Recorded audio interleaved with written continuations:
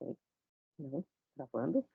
É, então, esse texto do Adorno para uma metacrítica da teoria do conhecimento, são enfim, a gente leria o primeiro capítulo, né, eu acho um texto muito bom, assim, eu acho que texto que explica muito do que a gente está vendo, e eu acho que dentro um pouco do que vocês já viram, porque é um texto difícil, tá, e a gente na verdade, eu teria lido com vocês, se a gente tivesse tido tempo, um texto do Russell, que a gente não leu, então também fica um pouco um buraco ali, porque a gente não sabe muito bem, que ele está falando especificamente da fenomenologia, mas ele faz uma críticas muito diretas ao Heidegger, recuperando exatamente as mediações que a gente fez. Então ele recupera Parmênides, Platão e o Heidegger. Dentro de ele não fala do Walter Benjamin, mas é dentro da mesma perspectiva do Benjamin. Esse texto é dos anos 50, né, esse que a gente está comentando do Adorno, então o Benjamin já tinha morrido, ele já tinha incorporado, vamos dizer assim, essa perspectiva benjaminiana ao próprio pensamento dele, Adorno, né, ele incorpora muito essa perspectiva benjaminiana ao pensamento, e ele não cita, mas está ali essa questão da filosofia as filosofias da origem, ele fala, as filosofias que falam da origem, que falam do começo, que falam dos princípios, e essa filosofia de uma certa questão indeterminada, uma espécie de indeterminação que ronda essas filosofias. Ele fala inclusive disso até no Platão, que ronda, portanto, essa construção de um espaço arcaico, fora da história e, portanto, também fora da sociedade, e fora das divisões sociais, e fora daquilo que produziu exatamente essas divisões sociais, porque você põe, de lado, vamos dizer assim, essa perspectiva, do sujeito, né, subjetiva, e também não é para cair no subjetivismo, mas você simplesmente apaga esse subjetivismo como se você tivesse dado conta dele, enquanto ele continua sendo processando a própria crítica. Então, um pouco essa questão que o Adorno coloca é muito interessante no texto, enfim, eu sugiro que vocês depois leiam, porque realmente eu vou ficar devendo esse texto para vocês, porque eu procurei, não achei para mandar para vocês, principalmente o primeiro capítulo, porque está falhado, está pulado as páginas ali e não dá para recuperar realmente o sentido, né, porque às vezes ali pulava uma página, quando pula uma página, tudo bem, pulou uma página é estranho, mas ainda dá para recuperar, ali não, está pulando tem uma página sim, uma página não, porque eu acho que ela era o frente e verso, eu não sei o que aconteceu realmente. Enfim, eu devia ter olhado antes, mas é que, como eu não tinha a apostila, né, porque ela ficou lá no departamento, não deu tempo de pegar também, eu confiei nessa apostila, né, confiei que ela estava inteira e não olhei realmente, então foi mesmo uma falha, porque agora eu indico, na verdade, eu vou fazer as indicações do texto, falar um pouco dos específicos, dos momentos do texto, depois eu indico que vocês procurem esse texto, porque eu acho que é um texto que vale muito a pena. Concordando ou não, porque eu sei que vários de vocês vão trabalhar muito mais próximos, né, enfim, a Heidegger, tal, tem vários heideggerianos no departamento, a gente mesmo leu os textos do Heidegger, comentou Parmênides do Heidegger, e essa questão do Parmênides do Heidegger, que eu acho muito interessante, que é recuperar exatamente esse sentido que está no Parmênides, do nada como produtor e não do nada como negação, e portanto como um elemento da lógica do discurso, então vamos dizer assim, diluir ou desfazer, vamos dizer assim, esse caminho metafísico, né, remetendo a metafísica aos seus princípios, à sua pergunta original, a essa pergunta pelo ser, tentando também escapar, ou pelo menos pôr em questão a mediação subjetiva, né, que está marcada nesse caminho que a gente fez, principalmente no que vocês fizeram na prova, né, é exatamente a mediação discursiva e depois subjetiva, né, que a gente vai ver em seguida na filosofia moderna, que está sendo marcado, então como escapar desses elementos e tal, e o Heidegger põe isso muito bem, né, falando da deusa de Parmênides, que a deusa de Parmênides não é a deusa da verdade, mas a própria verdade, ela não é uma deusa que cuida da verdade, ou portanto que fala sobre a verdade, ou seja, uma deusa da mediação em relação à verdade, mas sim a própria epifania da verdade. E é muito interessante isso, porque o texto do Adorno começa com uma epígrafe, que eu acho que diz tudo em relação a essa crítica que ele vai fazer ao Heidegger. Ele diz na epígrafe, a epígrafe que é, do Epicarmo, né? A epígrafe está em grego no original. Um mortal deve pensar pensamentos mortais e não imortais, ou seja, eh, tudo bem, tem a epifania da deusa, tal, mas o que significa a epifania da deusa, né? Que deusa é essa? Que epifania é essa? E quem é, vamos dizer assim, aquele que contempla essa epifania, né? Lembrei até da agora eu tô super poeta, né, mandei poesia do Hermes lá para vocês sem querer, mas até um poema famoso da Safo, que eu acho lindo, Safo, que é uma autora bem mais antiga e que Aristóteles já não compreenderia, nem Platão, ela diz: "Parece igual aos deuses aquele que te olha", né, então não é a figura amada que é a beleza, mas sim aquele que contempla a figura amada, porque aquele que contempla a figura amada parece igual aos deuses, né, ele é iluminado como os deuses por essa figura amada. Então é muito bonito esse circular da Safo, então você pensar assim: "Quem é esse que, parece igual aos deuses, né, que ao vislumbrar a verdade, né, aquele que olha, no rosto da verdade". Então esse que olha no rosto da verdade, que é a figura do Parmênides ali, a figura do jovem que está sendo levado por aurigas imortais, é que também vai interessar muito dentro desse poema do Parmênides para o Adorno. Mas eu queria voltar um pouquinho, vocês podem falar, tá gente, se vocês quiserem. A outra coisa, assim, só uma coisa técnica, tá. Algumas pessoas estão me falando lá no grupo, acho que o Pedro que me escreveu, e outras pessoas já me escreveram, que, a questão das oficinas. A gente conversou sobre isso e eu entendo o que vocês estão falando, não é uma pessoa, várias pessoas, que a gente já se organizou, inclusive eu organizei o meu tempo também, a gente organiza o mundo em torno daquilo que está dado no começo do semestre. Eu sou uma pessoa que organiza muito o semestre, apesar desse semestre não ter sido uma maravilha de organização, mas eu tento organizar muito quais vão ser as aulas, quando elas vão acontecer, exatamente porque aí você demarca as outras atividades que a gente faz, porque professor faz milhões de atividades para além de dar aula, embora a aula seja o principal, eu acho, mas você faz outras atividades, inclusive eu estou devendo um parecer aí que preciso fazer algum dia, senão vou tomar uma chamada, mas enfim, a gente faz parecer, a gente faz processo, escreve, um monte de coisa, então eu também me organizo, eu entendo vocês, entendo que essa organização, ela inclusive tem a ver com questões da vida que já não tem a gente já não tem mais como mudar depois, então implica outras pessoas, né, implica pessoas da casa, filho, pais, né, o uso do carro, o uso do ônibus, né, várias coisas, então eu sei e eu não tô co eu sei disso e eu não estou cobrando que vocês participem das oficinas. Por outro lado, eu acho que as pessoas estão tendo um esforço de participar das oficinas, e eu ia pedir, assim, mesmo para quem não pode ir, e está sendo muito legal para quem está indo, infelizmente eu não consigo gravar, né, eu sei que teve o Ilan até fez uma apresentação lá da sala, né, dele, ele gravou no YouTube e tal, mas eu não tenho essas capacidades técnicas da galera, assim, né, enfim. E senão a gente gravaria a aula, se bem que também não sei se vocês iam querer, né, porque, né, eu dar a minha cara a tapa falando aqui, errando, tal, é uma coisa, vocês precisariam ver se vocês querem também, né. Mas, assim, seria muito legal gravar, porque está sendo super legal, estão saindo questões super legais, assim, eu tô achando pelo menos. Mas para quem não puder participar, ajuda em alguma coisa, nem que seja uma coisa posteriori, por exemplo, uma coisa que eu acho que é muito interessante, que ninguém fez até agora, o pessoal falou que vai fazer na próxima oficina, é comentar exercícios, né, porque essa parte também do trabalho do professor, claro que a gente usa exercício de livro e tal, não estou falando que a gente inventa tudo, né, não é assim, né, coisa tudo saiu da minha cabeça, né. Não, nem precisa, há exercícios ótimos em livros, mas a gente também pensa alguns exercícios, às vezes, dentro do trabalho, né.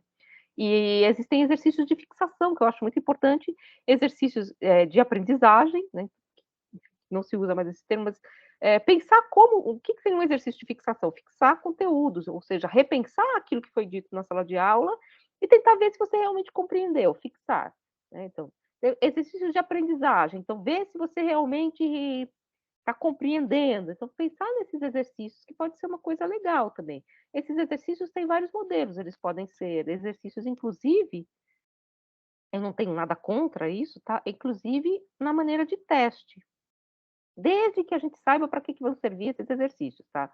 Eh, exercício de teste, por exemplo, não pode ser a única forma de avaliação nunca, porque o exercício de teste serve para fixar conteúdos, não serve para estimular a compreensão mais aprofundada E também não serve para fixar profundamente essa compreensão, porque você só vai fixar algo sobre o qual você refletiu e escreveu, né, assim, senão porque o teste você vai ler e ter aquelas questões de teste que põe muito texto, eu acho essas muito boas, né, que obriga a uma leitura muito atenta, então é um exercício de leitura. Então, qualquer formato é interessante, desde que ele seja conjugado com outros, né, que você tenha variação de formatos. Então pensar exercícios, por exemplo, complementares à aula. Então, não sei, a aula já está pronta, o pessoal vai fazer uma aula, sei lá, sobre Aristóteles, eu vou fazer uns exercícios. E aí vocês apresentam, a gente comenta esses exercícios, pode comentar até na aula síncrona, se vocês quiserem, sem problema, tá. Então não precisa estar presente, eu sequer estou passando lista de chamada, nada disso, eu estou dando um ok, quando as pessoas eu pego a lista das pessoas que se inscreveram, dou um ok em quem se inscreveu, tal, ok, ok, ok, assim. Agora, por exemplo, quem não pode vir, teve o André, acho que não conseguiu entrar porque não tinha tomado a terceira dose, mas aí falou: "Ó, ele fez esse vídeo", aí ok, ele participou, né, ele não participou da apresentação, tá. Então, acho que é um pouco essa questão, né, mas depois eu respondo melhor essa questão. Então hoje eu queria retomar rapidamente a questão da noção de origem, tá, tal como ela aparece no Walter Benjamin. Fale, Ian, diga. Prof, tive uma dúvida que eu esqueci de perguntar aula passada, na verdade. Hum, Semana que vem, acho que meu grupo apresenta, faz a oficina, né? isso, E aí tinha uma oficina para sexta, ela foi para segunda também. isso. Tá, e aí quanto tempo a gente tem mais ou menos assim para de oficina? Vocês têm o tempo que vocês precisarem, assim, porque a gente pode avançar no segundo horário, não tem problema. Eu falei disso porque as oficinas não estão ocupando todo o tempo. Ontem, por exemplo, a gente ficou ontem foi terça, né, segunda, por exemplo, a gente ficou um bom tempo conversando sobre outras coisas, inclusive conversando sobre a oficina, que eu acho legal, mas deu um tempo, daria para ter 2. Na primeiro dia que foram 2 grupos, né, grupos que acabou se dividindo, deu tranquilo o tempo também, né. Então eu É, acho não, que beleza. aí eu só fiz isso, falei para vocês novamente, né, porque sexta-feira agora, além de ter uma reunião, que eu acho que muitos de vocês vão acabar indo, sei lá, eh, é sexta-feira, né, sexta-feira vazio, fim de semestre, eu já estou achando vazio na segunda, assim, né, então, então fica isso, tá gente. Agora se não der tempo, se vocês acharem que não deu tempo, a gente vê um outro dia também. Pode ser na outra quarta, por exemplo. Sabe, porque esses horários estão para mim lá na sala. Ou pode ser na outra semana, porque na verdade as aulas acabam dia 5. Mas como a gente só entrega a nota dia 13, na verdade as aulas acabam dia 13, né. Porque até lá eu posso fazer avaliação, eu posso fazer, sei lá, aula complementar, tal.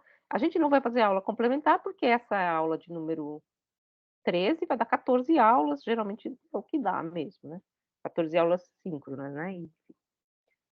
Bom, então eu queria falar um pouquinho para vocês agora da noção, voltar um pouquinho à noção da noção de origem, que é a tal como ela aparece no Walter Benjamin. E eu queria recuperar essa noção a partir, do texto do Foucault. Aqui o Foucault, na verdade, é um texto que é bem polêmico, tal, assim, do Foucault, que ele fala do Nietzsche, comentando Nietzsche. Então esse texto do Foucault, deixa eu só pegar o título desse texto, se é que eu acho ele aqui, vai estar aqui. Eh, nesse texto, ele vai comentar, então, o Foucault, eh, sobre a noção de origem tal como ela aparece criticada por Nietzsche. Por que que é um texto que é um pouco criticado também, o próprio texto do Foucault? Porque, na verdade, isso vale para alguns textos do Nietzsche, mas não para todos, porque em alguns outros textos ele usa como sinônimo, tá? Ele usa as palavras como sinônimo. Mas nesses textos específicos que o Foucault vai avaliar, existe uma diferença entre o uso da palavra origem, o uso da palavra emergência e surgimento, o uso da palavra proveniência e o uso da palavra início. Então, esses termos, né? Então, na análise de Foucault, a alternância de termos como Ursprung, que é a origem, que é essa palavra que a gente está focando, Entesterung, que é emergência, surgimento, que às vezes também é um termo que o Benjamin vai usar. Herkunft, que é proveniência, né? Aquilo que vem ao futuro, né? E Anfang é o termo que é usado pelo Heidegger na maior parte das vezes do texto sobre o Parmênides. Anfang é início, né?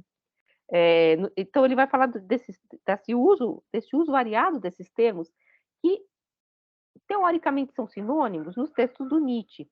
E ele fala que o uso variado desses termos marca no texto nietzschiano. E por que eu estou retomando Nietzsche? Vocês vão ver como Nietzsche reaparece também no texto do Adorno. E vale lembrar que o Heidegger, quando ele vai falar da superação da metafísica, ele fala especificamente do último metafísico, Nietzsche. Por que o último metafísico? Porque é aquele que percebeu a dualidade metafísica e inverteu essa dualidade, mas permaneceu metafísico, porque não saiu, vamos dizer assim, do problema que estava posto desde a metafísica originária lá com Platão.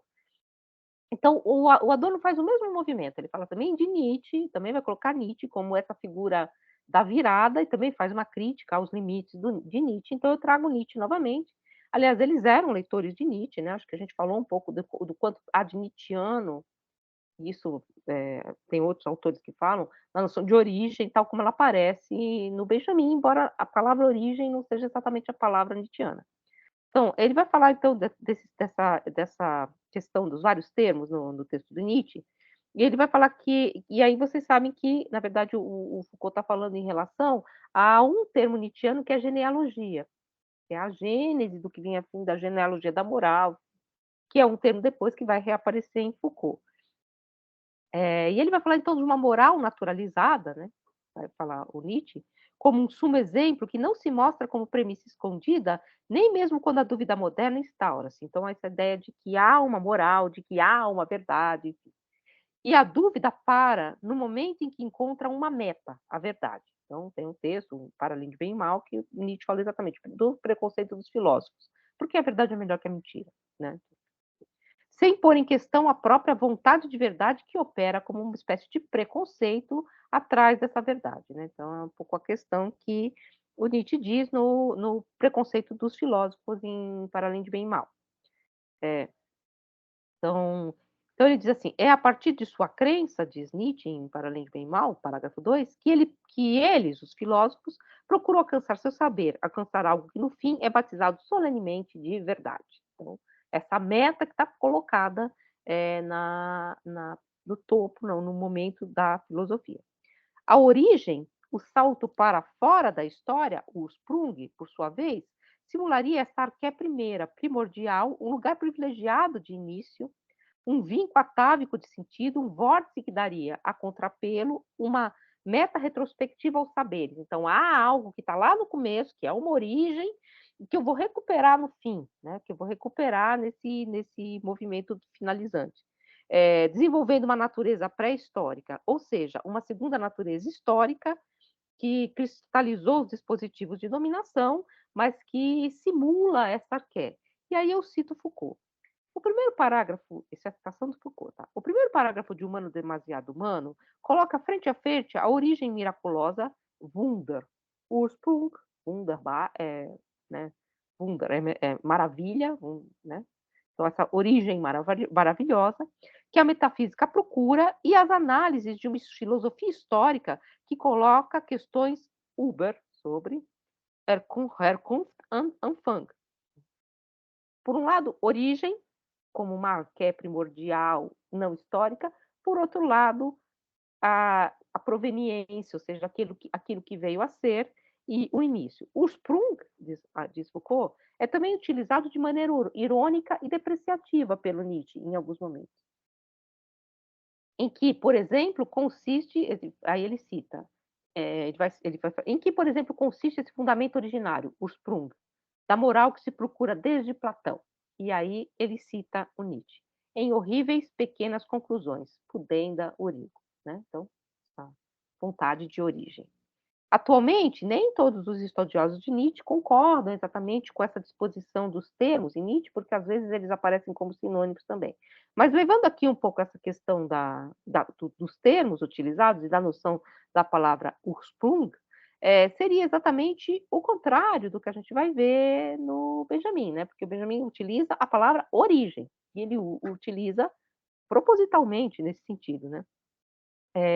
No sentido de que ela é o contrário, e naquele trecho que vocês estão lá com ele lá na prova, é o contrário da Entesterung, da emergência, do surgimento.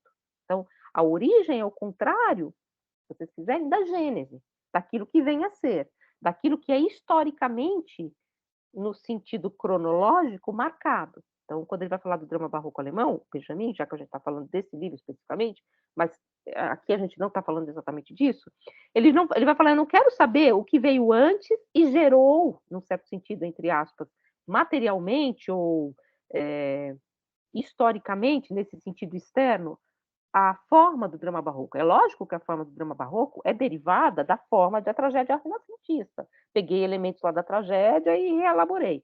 Não é isso que interessa, porque isso é cronologia, isso é externo à questão. Eu quero saber da ideia de drama barroco, dessa ideia do Trauerspiel, como ideia. Então, como uma ideia separada, e por isso que ele diz que a ideia é mônada, né, a ideia nesse sentido é mônada, separada, sem portas e sem janelas, nesse sentido, separada daquilo que fez com que ela viesse a ser e daquilo que vem depois também, separada dessa história, em sentido comum, né, em sentido empírico, nesse sentido. Então, é exatamente o que ele vai falar.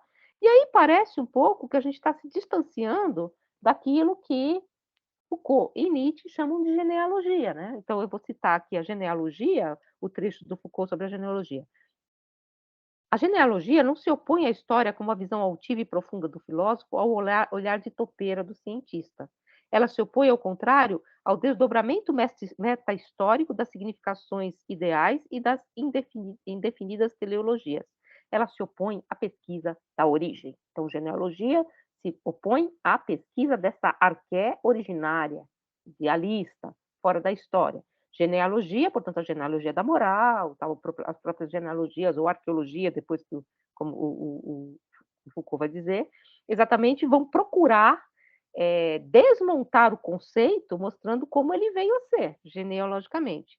E aí o próprio Foucault diz que a genealogia é cinza, ela é meticulosa, ela é paciente, ela é documentária, ela trabalha com pergaminhos embaralhados, riscados e várias vezes reescritas.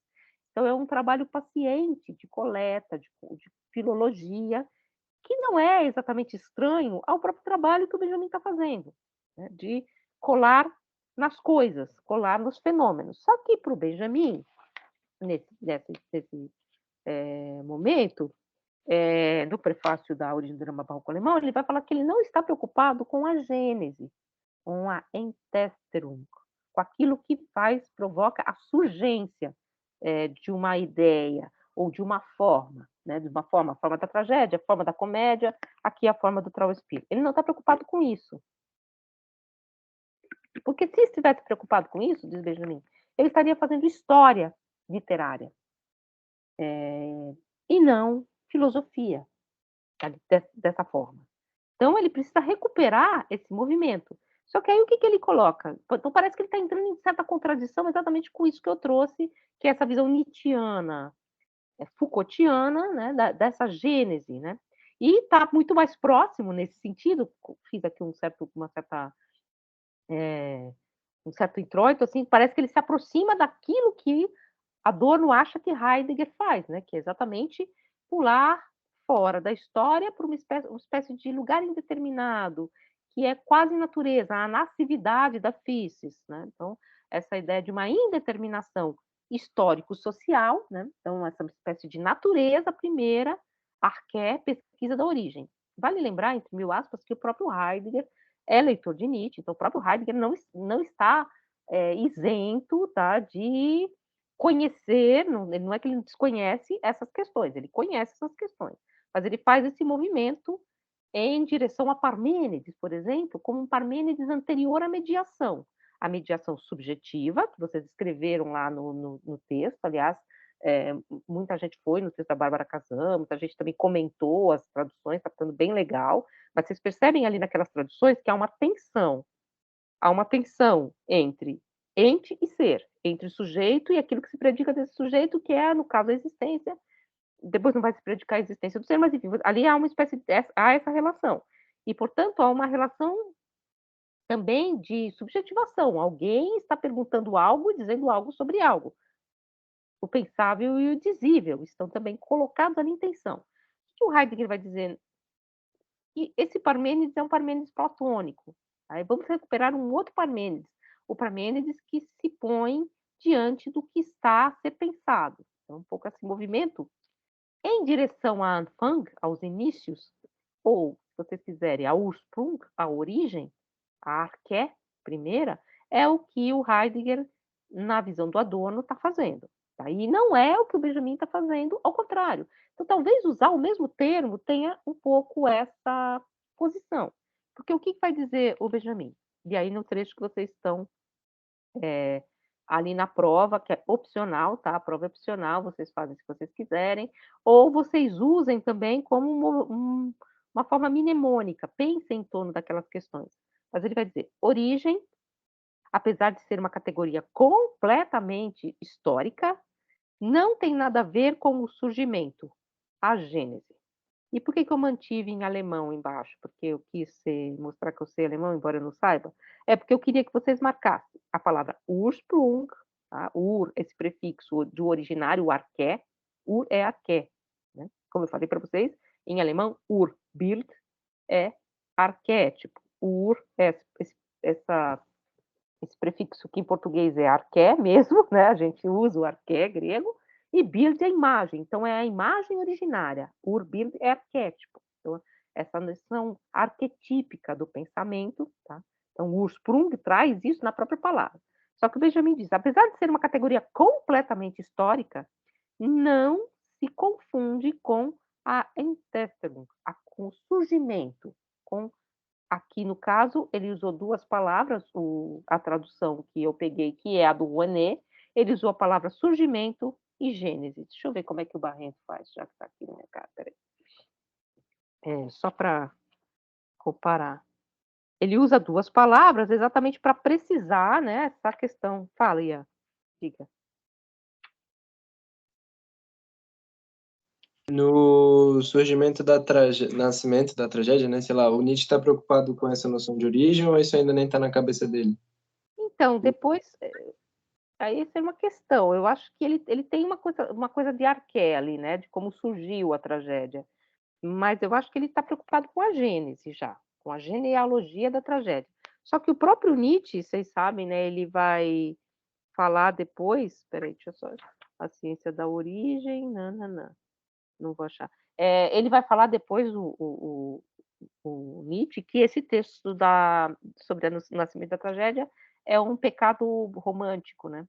É um texto ainda romântico, ele diz, né? Se bem que a gente nunca pode confiar no Nietzsche, né, na verdade, que é uma coisa que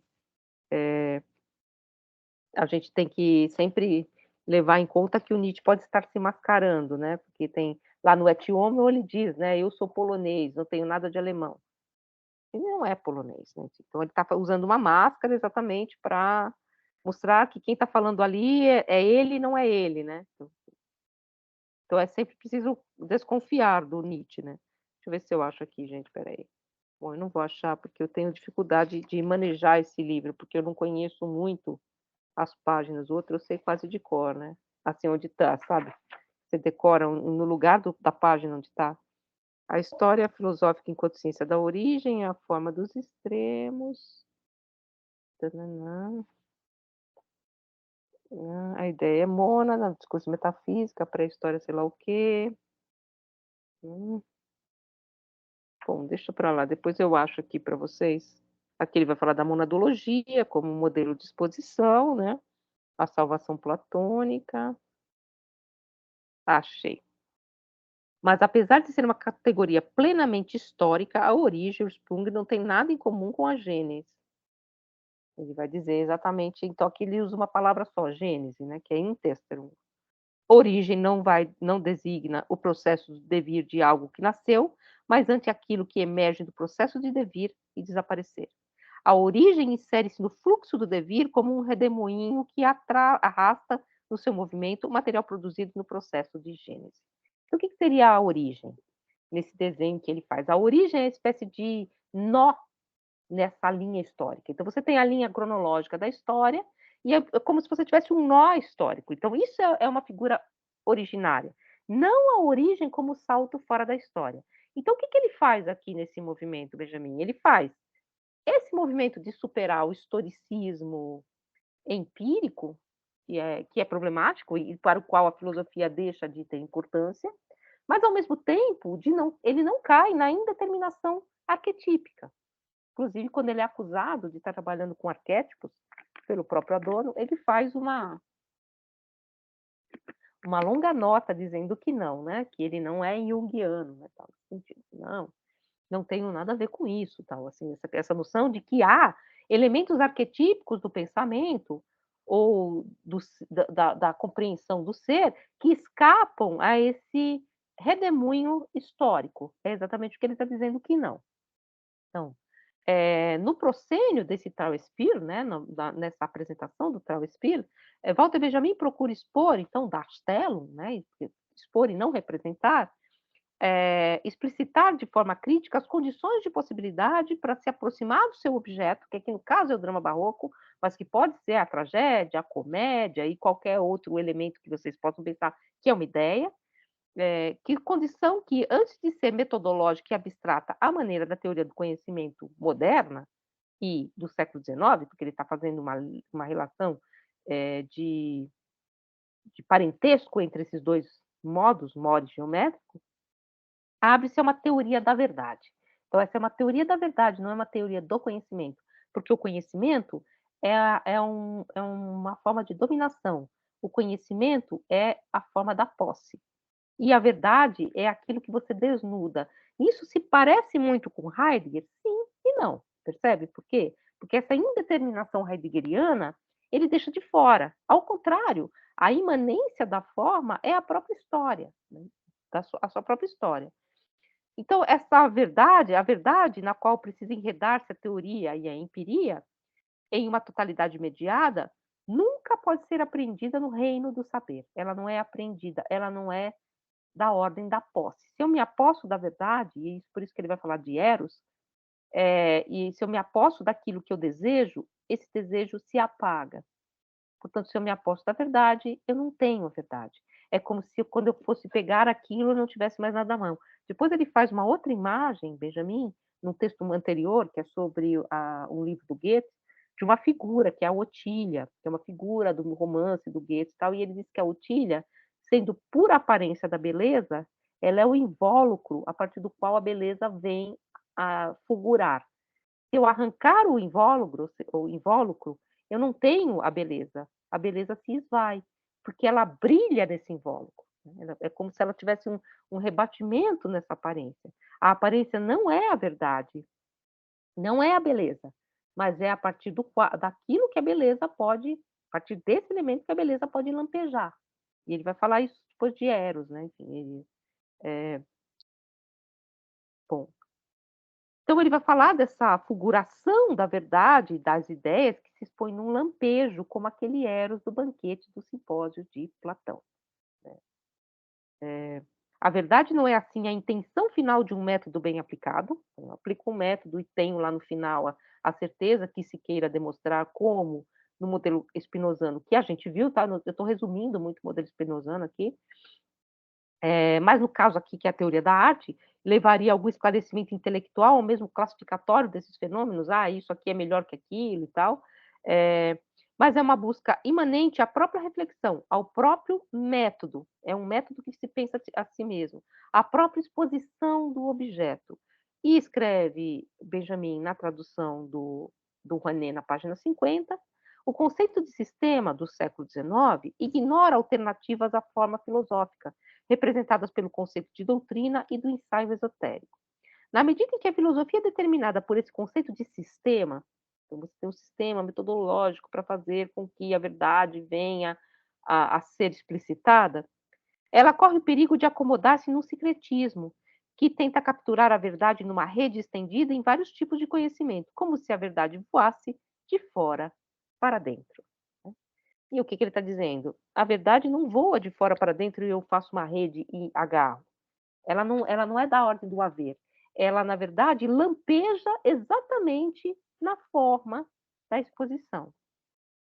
Não há, portanto, uma verdade como um resultado capturado de fora, um método formal por um método formal qualquer, como pretende a filosofia desde pelo menos a época cartesiana, né, da suspensão dos juízos, tal. A verdade não é essa moeda que, ao fim de um processo de aquisição, pode ser embolsada pelo sujeito. Eu peguei a verdade tal, a verdade é minha, é da ordem da posse. A verdade imediata, ou seja, inapreensível pelo conceito, do entendimento, é objeto de um amor reflexivo, um amor ao qual falta a posse final, cujo impulso passa a ser o próprio motor da busca. E aí a ideia do Eros, ele vai dizer que é amante e não perseguidor.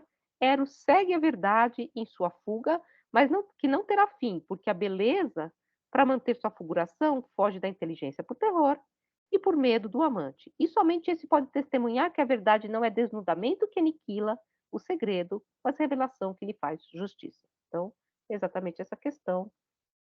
Então, a verdade não é algo que você alcança diretamente, mas ela funciona como um quebra-cabeça. A verdade, e aqui também há uma outra crítica, né? Porque é uma crítica que a gente não fez aqui e tal. A teoria do conhecimento, que está lá em Descartes, em Spinoza, e Leibniz como uma espécie de ponto final, ela ela vai abandonar a ideia de verdade, né. Então, eh, não é a verdade que está como problema para Kant mais, né, a verdade mesmo. É a justificação, a objetividade do juízo, você vai diminuindo como se houvesse uma espécie de verdade ordinária, né, aquela verdade perdida e uma verdade em tom menor. A teoria do conhecimento cada vez mais se contenta com essa verdade, que é uma verdade ao nível da cognição, ao nível do fenômeno, ao nível da indução, se vocês quiserem ir para o empirismo. Boa parte desse texto do Adorno, que eu não vou comentar, vai voltar a uma crítica, ele vai dizer que a fenomenologia cai novamente no mesmo problema, que é, por um lado, o empirismo e, por outro lado, o idealismo, né? Que é exatamente a crítica que o Hegel vai fazer aos modos modernos da teoria do conhecimento. Em ambos, se perde até mesmo a meta, até mesmo o vislumbre de que a filosofia tem por função expor a verdade. Porque a verdade ela passa a ser inalcançável e, no fim das contas, você abandona. A teoria do conhecimento não tem mais por função a verdade. Aqui o Benjamin volta, ele diz no começo do texto que a grande questão filosófica sempre foi expor a verdade. Então, é claro que ele não está dizendo que você exponha a verdade imediatamente. Você expõe a verdade por mediações, mas ele está mostrando exatamente qual é o problema, que seria o problema filosófico por excelência, que é exatamente o problema da exposição, que é um pouco a questão que ele traz nesse texto, né. Então ele vai falar dessa verdade que fulgura desse quebra-cabeças, como o Tiago disse aqui, que é uma boa imagem, porque uma imagem que o Benjamin traz nesse texto é a imagem do mosaico. E o mosaico, por que mosaico? Porque é ao mesmo tempo uma tensão infinita à parte, e essa parte é que constitui o todo, é do todo para a parte, da parte por todo, sempre com uma mediação. Eu não tenho o todo ao qual no qual eu encaixo a parte, eu não tenho a parte arrancada do todo, tal como às vezes pensa um método, eh, ao modelo cartesiano, né, eu abandono a complexidade para pegar o simples. Não, é o simples e o complexo, eles estão articulados nessa relação. Então é um pouco que ele fala exatamente nesse modelo, do mosaico, né, do mosaico como, modo de conhecer, que é também, se vocês forem pensar, o modelo da exposição monadológica. O que é a monadologia de Leibniz, se não um grande mosaico? É um mosaico em que cada uma das substâncias, sendo fechadas em si mesmas, sem janelas, produzem um todo, que é essa harmonia pré-estabelecida do mundo, que só existe, na verdade, em cada uma das partes, mas cada uma das partes também remete a esse todo. Então, a monadologia é um modo de exposição, e por isso que eu falei para vocês, até falei na oficina, para quem não estava, que a sociologia, por exemplo, ela se vale da causalidade, mas ela também tem essa explicação monadológica. Existem sociólogos que se valem desse modo de exposição, tá? A questão não é se Deus é transcendente, se ele escolheu o melhor, blá blá blá. É como você articula o que é específico e particular a um todo, sem, na verdade, determinar o todo pela parte ou a parte pelo todo, sem determinar esses elementos de modo simples, de modo mecânico. Então, você faz esse jogo, né, em que tudo está na parte, e eu falei disso na aula do Leibniz, né? Tudo está na parte, tudo está na substância, tal como em Aristóteles, né? Tudo só pode ser conhecido a partir dessa substância, da substância simples no Leibniz, que é a mônada, mas ao mesmo tempo essas substâncias elas estão num jogo que é um tecido de substâncias, né? No qual não há ponto de vista desocupado. Ou seja, o todo é dado por cada uma das partes. E cada uma das partes lampeja em si mesmo, remetendo ao todo, que é a noção de harmonia pré-estabelecida e tal. E é por isso que o Benjamin diz que a ideia é mônada. A ideia de drama barroco é mônada. Por quê? Porque a ideia de drama barroco, ela vai, portanto, e as ideias em geral, elas vão, portanto, remeter aos fenômenos e ao todo da história, sendo fechadas em si mesmo. Então é esse jogo que ele faz, exatamente, que é muito interessante como exposição, né? Agora, para avançar um pouquinho, e ele vai falar, por exemplo, a questão do Benjamin, né? A historicidade, ela é fragmentada, tá? Então ela não interessa a gênese, essa historicidade externa à obra, que é a linha do tempo. Então, aí veio sei lá, pensando na filosofia, veio Tomás de Aquino, depois veio Descartes, então você coloca numa historicidade externa. Interessa a historicidade imanente à própria forma. A história é jogada para dentro da forma. Como a molabilidade do predicado é jogada para dentro da mônada, percebe? A mônada não tem relação externa com a outra mônada. Todos os seus movimentos, as suas percepções que se dão nas bordas e chegam ao ápice da percepção, elas são dadas por dentro. Elas estão ali em, em potência, né?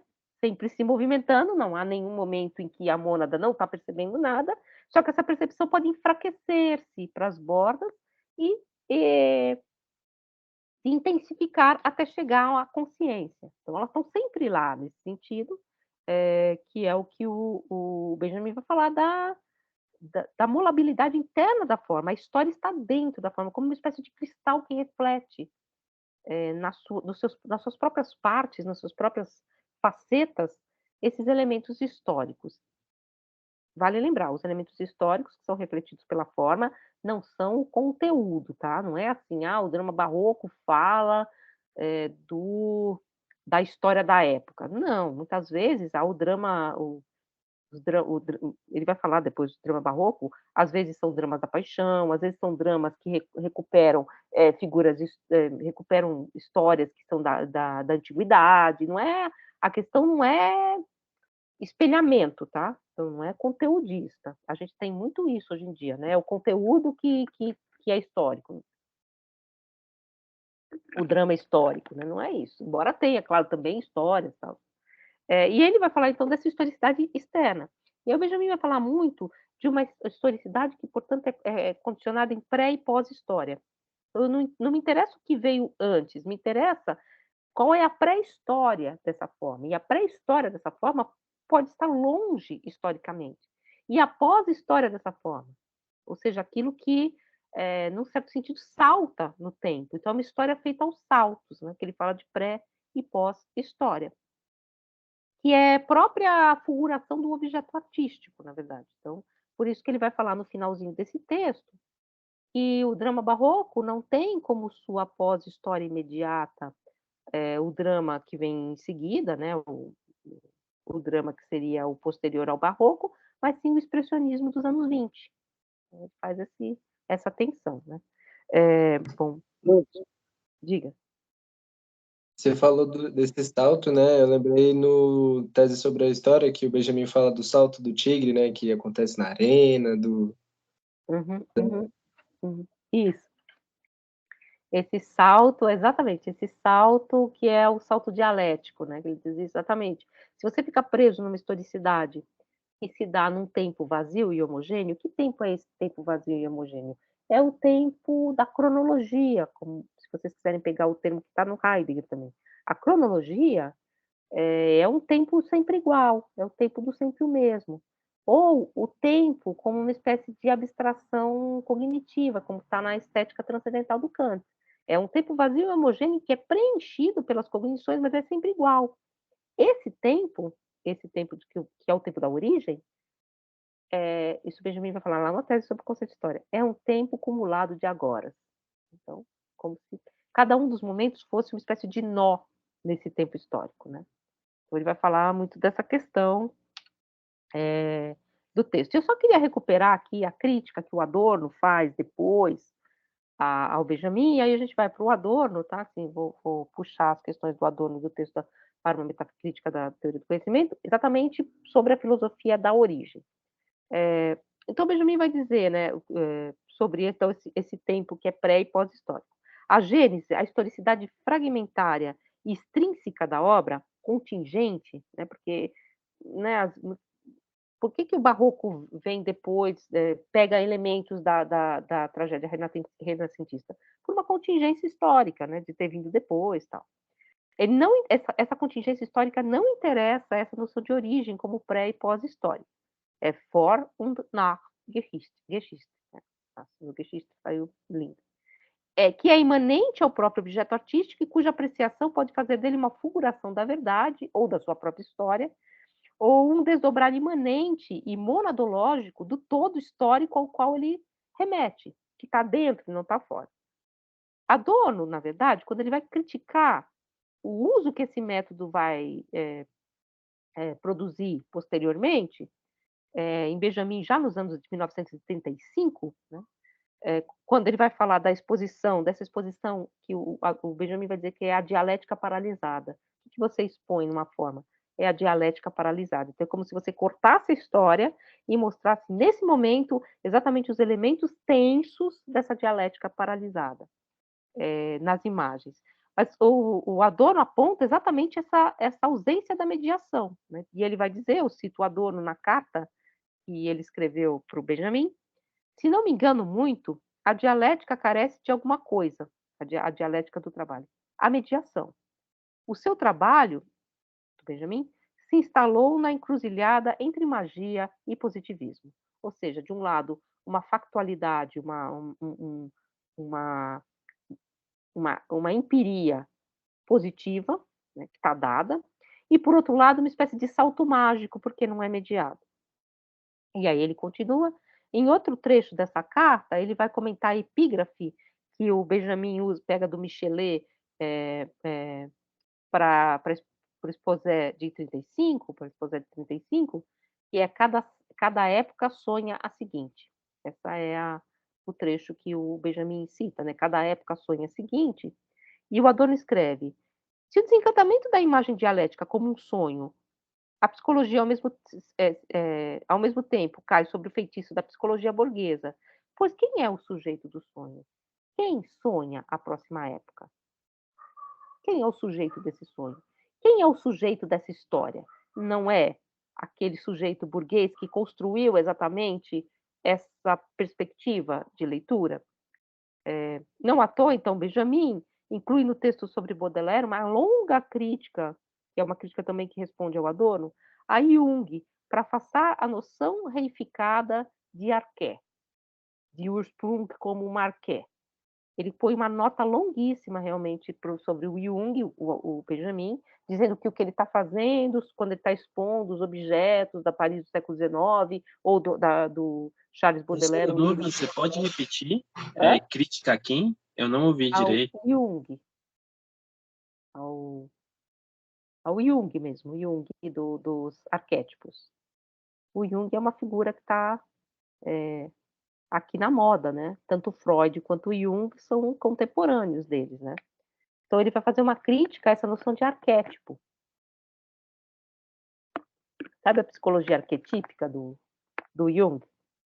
Assim, parênteses, hoje em dia a gente até trata isso com mais carinho, aqui no Brasil principalmente, porque a gente tem uma grande junguiana aqui no Brasil, que é a Anise da Silveira, né?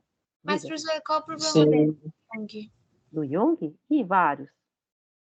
a noção Não, de então, eu queria perguntar também, prof, que a Vanessa falou agora, porque o Adorno, ele envereda na aspira freudiana de isso, boa, mas aí na hora que o Benjamin exatamente. fala de arquétipo, ele já fica boladaço com o Benjamin. Porque Como assim você está aproximando do Jung? só ler qual é o comentário que ele faz ao Jung, tá? Que o próprio Benjamin respondendo ao Adorno, tá? Não, professor, só para deixar claro de antemão que o Jung sofria bullying nessa época, tá Bullying legal? total. Mas eu Então tenho tinha muita implicância com ele. Não, aquele foi muito usado também por essa ideia. O Adorno vai falar isso. Sangue e solo, né? Sangue e solo, que é essa coisa arquetípica, né? Você joga para fora da história. E vou só ler aqui qual que é a crítica, o que, que o Benjamin vai falar. Peraí, se é que eu vou achar. Eu lá vou, ônibus, trem, que. Né? Agora, procurando assim na hora, né? Bem na hora, assim. Preste.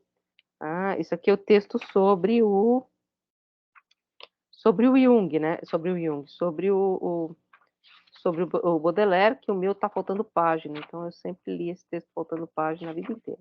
Peraí, deixa eu ver se eu acho aqui a modernidade. Não, cadê a crítica que ele faz ao Jung?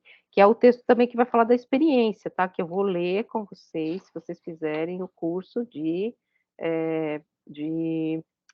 contemporânea, tá? Que é o texto que ele vai falar exatamente da noção de experiência, né? Sobre alguns temas em Baudelaire, não vou achar. Mas ele faz uma longa crítica ao Jung, O Adorno ou o Benjamin? o Benjamin respondendo ao Jung, porque o que o Jung fala? Peraí, cara, você está caindo nessa. Qual que é a questão?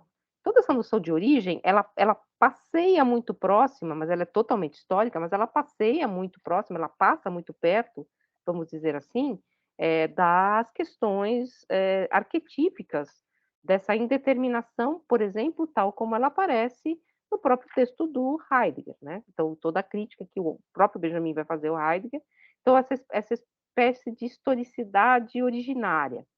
E o Adorno cobra do Benjamin essa questão exatamente quando ele vai falar, quando ele vai apresentar esse texto sobre alguns temas de Baudelaire, né, que é um texto que o Adorno, do qual o Adorno é uma espécie de parecerista, e aí ele fala, em matéria e memória, que o Benjamin precisa tomar cuidado com essa historicidade arquetípica que não é mediada, porque você está numa encruzilhada entre magia e positivismo, né? Então você está caindo num problema que pode ser junguiano, nesse sentido. Puxa vida, não vou achar. Não vou achar e vocês vão ficar querendo me cobrar isso, né? Mas achar assim, de repente, é difícil. Mas ele faz essa crítica a Jung. Deixa eu ver se eu tenho aqui a nota, pô. Não. Então ele vai falar que ele vai se afastar dessa noção de uma memória coletiva que é reificada, portanto, que é transformada em arquétipo, mais ou menos como o Parmênides do Heidegger nesse sentido, né? Agora eu vou querer achar e vou ficar procurando, né? Que saco, né? O herói da multidão, aglomerado de classe, o da massa, a ponte, a alma da mercadoria, o destino e caráter, a alma da tal, burguês da multidão. Estou lendo o texto aqui, as coisas que eu escrevi do lado, assim, né? Controle da multidão, a Mona da multidão, o Brecht, o conteúdo social do romance, o romance policial, que ele vai, por exemplo, ele vai pegar o romance policial como uma espécie de mônada que explicita, por exemplo, várias questões que eram históricas na época, né? Mas eu não vou achar. Mas enfim, eu não vou achar, mas uma hora a Paris, capital do Segundo Império. Tá. Mas aí tem essa questão, né? Então ele expulsa essa questão junguiana, ele põe entre parênteses exatamente por uma crítica que o Adorno faz, dizendo que falta mediação dialética. E, portanto, se falta mediação dialética, você pode estar caindo, vamos dizer assim, em uma espécie de remissão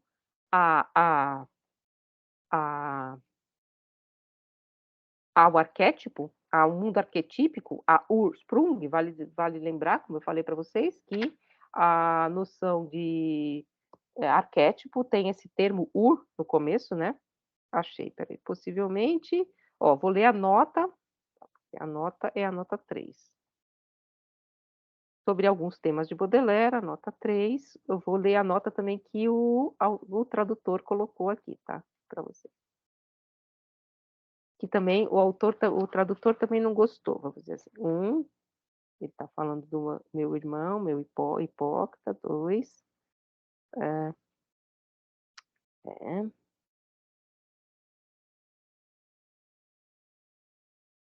ele está falando da experiência, tal, ele vai falar aqui, cadê a nota 3? Caramba, só porque eu achei a nota e não achei onde ela está. Ah, tá aqui, ó. Olha, ele vai dizer assim: costuma-se escrever tais tentativas, então, naturalmente, elas, as filosofias da vida, não partiram da existência do homem na sociedade, invocaram a leitura, ou melhor ainda, a natureza, e finalmente a época mítica, de preferência, a vivência e a literatura, e é das primeiras da série que termina com Clangs e Jung, este comprometido com o fascismo. Então, ele está dizendo exatamente essas filosofias que evocam uma literatura e uma existência do homem que é externa à sociedade, arquetípica, elas desembocam nessa leitura do Jung, que se aproxima, portanto, dessa Urbild, desse arquétipo. Aí vai para a nota do tradutor. Possivelmente Benjamin enganou-se a respeito de Jung. Diz Gerhard Werner em sua biografia de Jung. Em 1946, apareceu o volume Temas para a História Contemporânea, de grande importância para a avaliação pessoal de Jung, da sua postura frente ao fascismo e indiretamente frente ao antissemitismo fascista, já que difundiu-se o boato de que Jung, ariano, outrora separado do judeu Freud, teria certa simpatia pelo déspota do Terceiro Reich. Porém, nazista ou antissemita, Jung nunca foi. Em fevereiro de 1933, portanto, dias após a tomada do poder de Hitler, Jung proferiu conferências em que dá a conhecer, de modo inequívoco, como se apresenta a seus olhos a nova situação ocasionada pelos eventos políticos na Alemanha. Fala de uma reação compensatória do ser humano coletivo e diz Jung, o Collective Mensch, o ser humano coletivo, ameaça sufocar um indivíduo, aquele indivíduo em cuja responsabilidade repousa, enfim, toda a obra humana. A massa, como tal, é sempre anônima e irresponsável. Então, nesse sentido, ele não seria exatamente ligado ao fascismo, mas, para vocês verem qual que era a questão, o Adorno diz, olha, você está se aproximando de Jung, você está se aproximando dessa noção arquetípica e indeterminada, porque da magia, portanto, dessa magia arquetípica ou do positivismo, quando você suplanta a mediação interna ao próprio texto. Essa mediação que é o que o Adorno vai expor ali naquele texto contra o Heidegger. E aí, só não vou entrar em questão, mas eu vou falar exatamente como que o Benjamin responde ao Adorno, né, na verdade. Então, o Benjamin inclui no texto sobre Baudelaire uma crítica ao Jung para afastar a noção reificada de uma memória coletiva arquetípica e, portanto, externa à história, tá? Atávica e positivista, portanto. Mas a resposta não está apenas na negação da noção junguiana, que ele coloca entre parênteses. Para Benjamin, a imagem dialética seria esse lugar enfeitiçado, mas historicamente determinado, não é um arqué. E aí ele diz, nas passagens, esse lugar é onde o pensamento se imobiliza numa constelação saturada de tensões. Como se você fizesse um corte na história e expusesse as tensões nesse momento. Ou seja, o lugar onde a dialética aparece cristalizada em uma imagem ou uma mônada. E eu não vou entrar muito aqui, porque ele pega um outro termo, também o Benjamin pega um outro termo que eu acho bem interessante, que é a noção de Kunstwollen, que é a vontade de arte. Cada época, ela possui, e como modo imanente, um querer artístico. Então, cada momento artístico é uma espécie de mônada histórica, não porque está ligado, determinado pela história, mas porque é, na verdade, esse nó histórico, essa origem histórica. E essa noção de Kunstwollen, o Benjamin tira de um historiador da arte chamado Hegel. Mas isso aí fica para... A gente já falou sobre isso na teoria do conhecimento. Então, eu acho que fica um pouco mais ou menos claro qual é Benjamin, Rainha, Adorno, Nadine. mas fica um pouco claro qual é a crítica que tanto Benjamin, na noção de origem, quanto Adorno vão fazer a essa noção arquetípica, Ursprung, que aparece na concepção dessa filosofia da origem, tal como o Heidegger propõe na leitura que ele faz, por exemplo, do Parmênides, ou na leitura que ele faz do que é a metafísica. Né? Então, são críticas que têm proximidades, porque estão tratando de problemas de época que são os mesmos, mas exatamente qual é o problema? A indeterminação deste lugar, vamos dizer assim, desse salto em Heidegger e a determinação exata e específica e histórica que esse mesmo salto, o salto dialético da história, como disse o Ian, que aparece nos textos sobre conceitos de história, marcam nos textos do Benjamin. E isso vai ficar muito claro na crítica que o Adorno faz ao Heidegger, e eu vou pegar mais as críticas ao Heidegger do que as críticas ao Russell, porque a gente não leu o cara, né? Que o Adorno faz nesse texto para uma metacrítica da teoria do conhecimento, e eu já começo dizendo para vocês que ele começa, a introdução do livro que a gente vai ler, que a gente teria lido, começa exatamente falando, citando trazendo essa citação, né? Um mortal deve pensar pensamentos mortais e não imortais. Então, essa tentativa de escapar da subjetividade, mas não é cair no subjetivismo extremo, mas essa tentativa de suplantar a subjetividade, saltando por cima dela para um pensamento mortal, para a deusa, que vai falar a verdade, já é colocada entre parênteses na própria epígrafe, né, que ele vai colocar. E aí ele vai começar, então, falando do problema da fenomenologia, né, que o programa fenomenológico, do qual Heidegger é um sucedâneo, dirige-se a uma esfera ontológica das origens absolutas, com certeza anterior àquele espírito de contradição organizado como Hegel certa vez designou seu processo em uma conversa com Goethe. Então, não é... A gente vai suplantar, vai superar a dialética hegeliana, a gente vai superar a metafísica, exatamente procurando voltar às coisas mesmas ou a essa noção originária da filosofia. E aí ele vai dizer, na verdade, que ele vai ser sempre hegeliano nesse texto, você precisa ser mais hegeliano que o próprio Hegel nesse sentido, então não é a dialética como uma espécie de método positivado, porque isso realmente é positivista e é um método como qualquer outro, mas é a dialética como um eterno movimento, que ele vai dizer assim, a força daquilo que pode ser contradito, uma força que Hegel irradia como nenhum outro e cujo poder a filosofia burguesa posterior, mesmo a russeliana, descobriu para si uma vez mais de maneira apenas tangente e fragmentária, é a força própria, a contradição, e ela se volta contra a ideia do saber absoluto, ela se volta contra o próprio Hegel, né, se vocês quiserem. Então, é um pouco essa questão que ele quer manter na borda, assim, na superfície. E é por isso que ele cobra do Benjamin que ele marque a mediação. A mediação qual que é? A mediação entre o objeto e a história. Ou, se vocês quiserem, não por acaso, ele diz, todos os estágios da fenomenologia do espírito, que aparecem como automovimentos do conceito, refere-se aos estágios da própria sociedade antagônica. Nunca se descolhe dessa sociedade da qual provém exatamente esse movimento do conceito. Né? Essa compulsão, o pensamento se curva e ofuscado considera como a compulsão da estrutura social da culpa. Então, essa culpa social, né, essa culpa é que tem que estar, essa relação social que tem que estar sempre ali. Você não pode tirar fora como se eu fosse, portanto, encontrar um ser mais originário. E aí ele continua, seu círculo fechado provoca o surgimento da aparência de uma ausência de lacunas do natural e, por fim, a aparência metafísica do ser.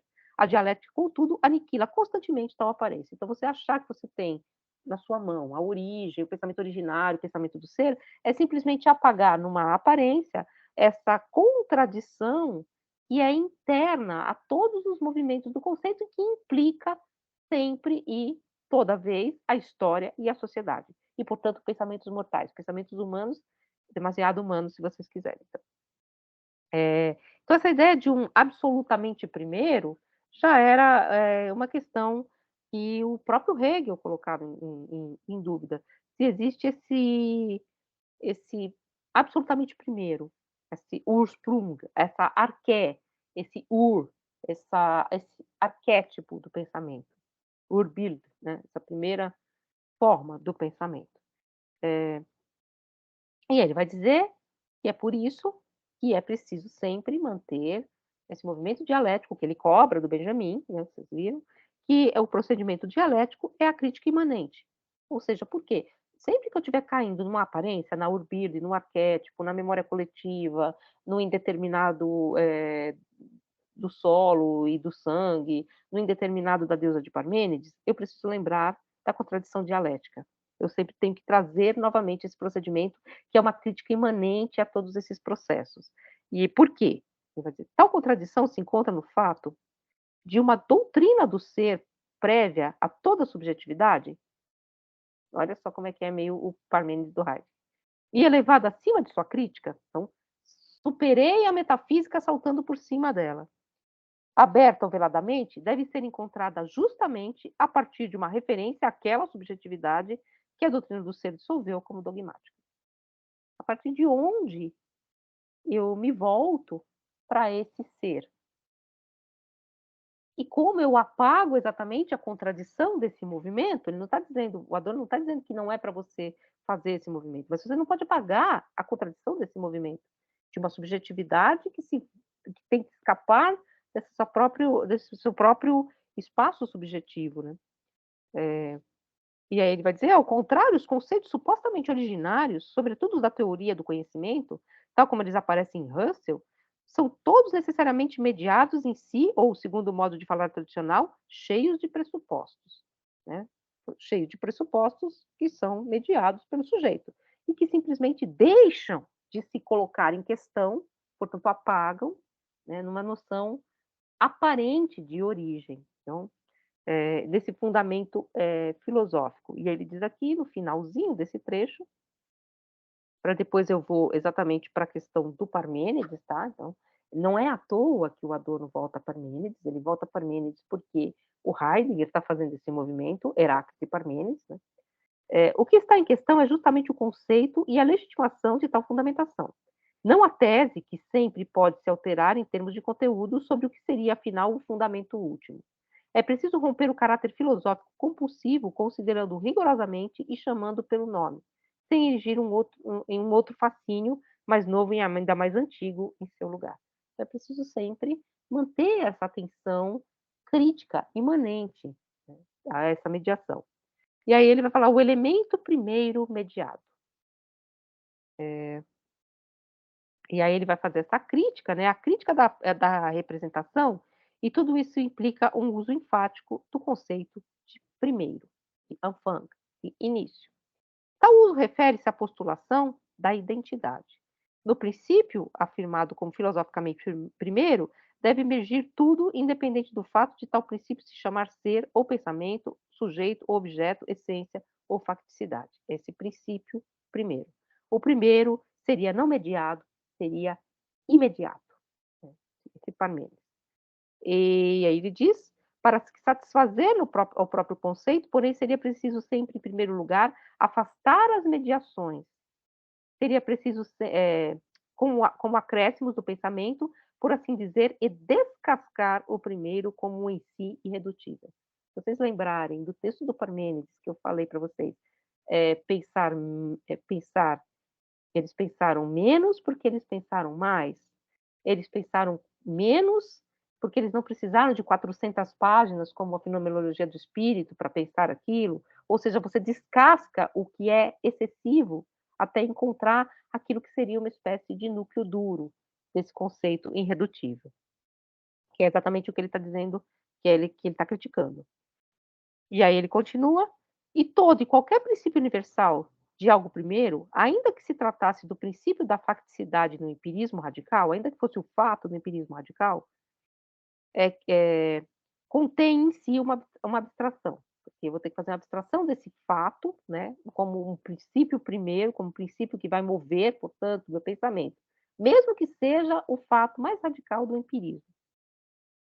Mesmo esse empirismo não poderia reclamar para si nenhum ente particular aqui agora, nenhum facto como elemento primeiro, mas unicamente o princípio do factual, do fático em geral. Então, o domínio do fato, quando eu digo o domínio do fato, eu não disse um fato, eu disse uma abstração. Portanto, eu sempre parto de uma abstração que vai ter que ser mediada, mesmo quando eu estou no mais raso empirismo, né? Como conceito, o primeiro e imediato é sempre mediado, e por isso nunca o primeiro. E aí vai dizer, nenhuma imediaticidade, nada fático, como qual o pensamento filosófico espera através de si escapar da mediação. É acessível à reflexão do pensamento de outro modo que não através do pensamento. E como diz o Gorgias, eu não tenho como conhecer, esse que é imediato, e se eu conhecer, se eu conseguir aprender, se não é incognoscível, porque ele é incognoscível, porque ele é indeterminado, e se ele não for incognoscível, ele é indizível, como dizia o Gorgias, né? Então, esse é imediato. Foi essa é a nossa epígrafe. Foi isto que a metafísica pré-socrática do ser registrou e transfigurou ao mesmo tempo no verso parmenídico, segundo o qual ser e pensar seriam o mesmo. Algo que, com isto, também se desmente naturalmente a própria doutrina eleata do ser como um absoluto. Com o princípio do noem, do pensar, é lançada imperiosamente no processo aquela reflexão ao qual precisa destruir a pura identidade do Einai, do ser, e permanece confiante em si mesma como conceito mais abstrato, como insuperável posição do pensamento mais abstrato. Ou seja, lá onde você acha que não há mediação e que você tem o primeiro ser e o pôr-se a pensar o ser, lá já aparece esse indício de mediação. O isto, o deítico, como vocês falaram, é um abstrato, né? Quando eu digo isto, eu não disse nada, eu disse um lugar vazio. É isso que é a questão do deítico. Eu disse algo que fica no lugar de qualquer coisa, mas eu não disse qualquer coisa. Eu disse isto. Eu disse um abstrato. Então, ele põe essa questão já no texto de Parmênides. E aí ele cita Nietzsche. Na verdade, eu vou ficar devendo para vocês, porque essas pessoas eruditas, tipo o Adorno, eles não colocam a obra, eles citam a obra completa e dá a página, e você se vira para achar, tá? Mas aí ele cita o Nietzsche. Então, ele vai citar Nietzsche várias vezes, até dizer onde ele abandona Nietzsche. Então, aqui eu não sigo com Nietzsche, mas ele diz: as características que se entregaram ao verdadeiro ser das coisas são características do não ser, do nada. Construiu-se o mundo verdadeiro a partir da contradição com o mundo real e efetivo, o mundo aparente de fato, na medida em que ele é meramente uma ilusão ótica, moral. Diz Nietzsche, em sei lá que livro, né? Ah, tá aqui, ó. Qual que é www, né?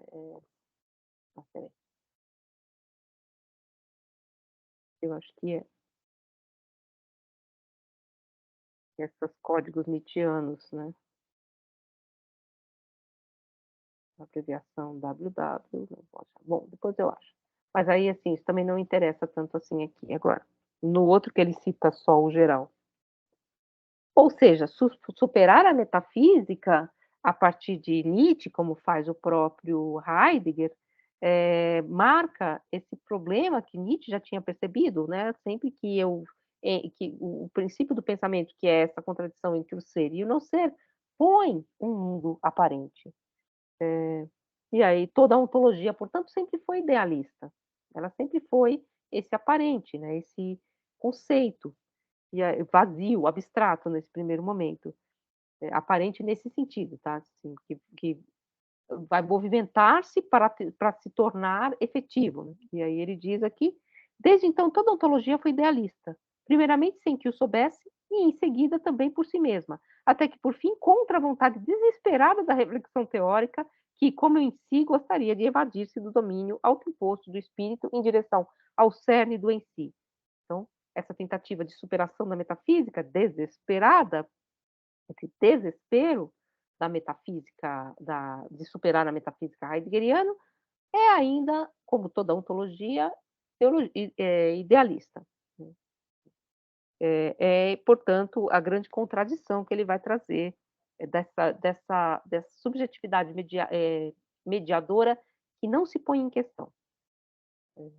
E aí ele vai dizer aqui embaixo: a admissão tem um peso tanto maior, uma vez que o próprio Russell continua possuindo uma dívida em relação ao critério que permite destacar da imanência da consciência, tradicionalmente de estilo cientificista, o eu puro, que ele, por fim, invoca a terra natal do transcendental. Então, esse eu puro que é também uma subjetividade abstrata e vazia, ele está falando do eu puro, evidentemente, transcendental, o eu puro kantiano, que é... Vocês lembram do eu puro kantiano? Quem lembra? Então, ninguém lembra do eu puro kantiano?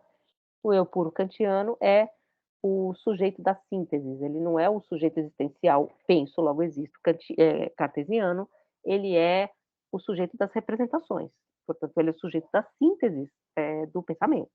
Esse é o eu puro. Não é o eu, você, o eu individual, o eu penso, o eu psicológico.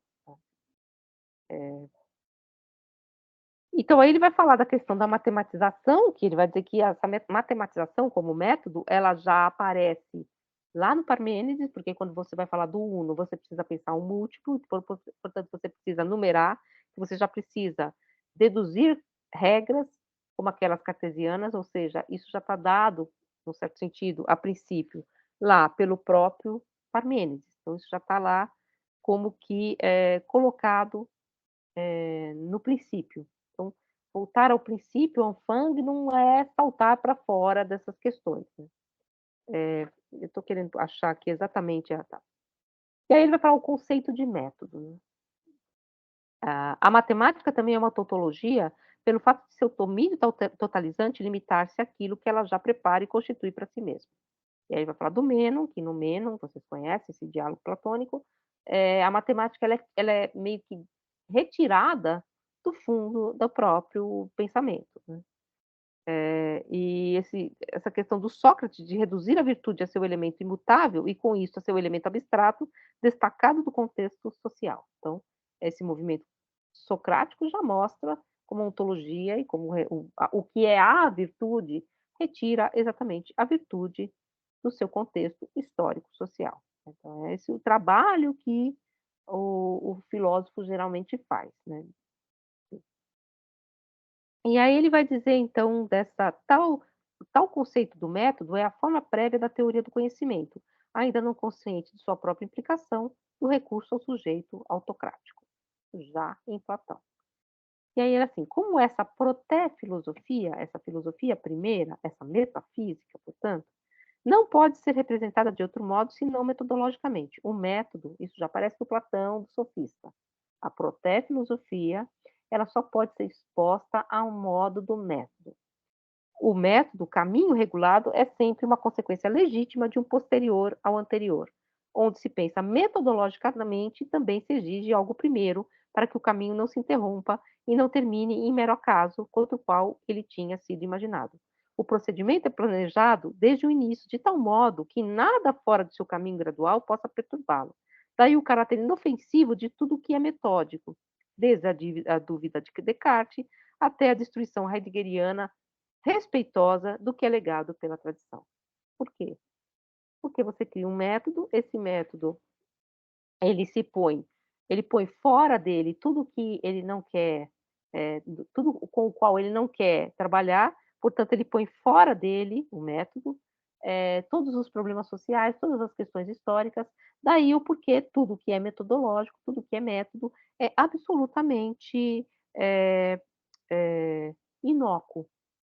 Desde o método de Descartes até essa tentativa respeitosa de Heidegger de superar a metafísica, remetendo a metafísica aos seus próprios inícios. Só a dúvida determinada é essa questão. Nunca a dúvida absoluta é que se tornou algum dia perigosa para as ideologias. O indeterminado, ele é a própria forma do status quo, né? Ele é a própria forma Por exemplo, quando ele vai falar aqui, quando Sócrates reduz a virtude a uma abstração, todas as questões sociais em torno da virtude são suspensas. E toda essa pergunta em torno da virtude socrático-platônica é inofensiva do ponto de vista social, porque ela não se põe em relação a nenhuma questão determinada, nenhum ato virtuoso ou não virtuoso determinado. Então, essa questão da indeterminação arquetípica torna tanto a filosofia heideggeriana, quanto a filosofia cartesiana, quanto todos os métodos, algo absolutamente inócuo para aquilo que é. E, portanto, coaduna-se com o objetivo do método de ser, mais uma vez, produzido a partir de si mesmo e de ser algo que se repõe como ideologia. Então, essa espécie de inutilidade metodológica, nesse sentido do perigo para aquilo que está fora do próprio método. E aí vai dizer isso da metafísica.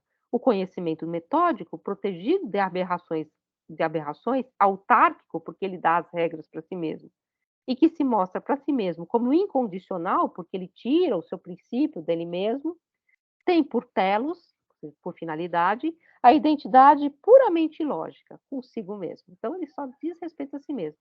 Com isso, ele substitui a si mesmo pela coisa como um absoluto. É aquilo que o Benjamin diz. O método substitui o objeto, porque ele transforma o objeto numa espécie de representação para o próprio método. Então, e é isso que o Benjamin tenta, né? É disso que o Benjamin tenta escapar. E aí o Adorno diz, a filosofia da origem, que apresentou pela primeira vez a ideia da verdade enfática como método, era ao mesmo tempo, contudo, uma pseudos em sua origem, uma falsidade. Você postula uma origem, produz um método a partir do qual você põe novamente essa origem, sem fazer qualquer tipo de crítica imanente. E aí ele diz, já a ruptura no poema de Parmênides é sinal da discrepância entre método e coisa, por mais que ainda falte aí um conceito de método, que só vai vir com Platão.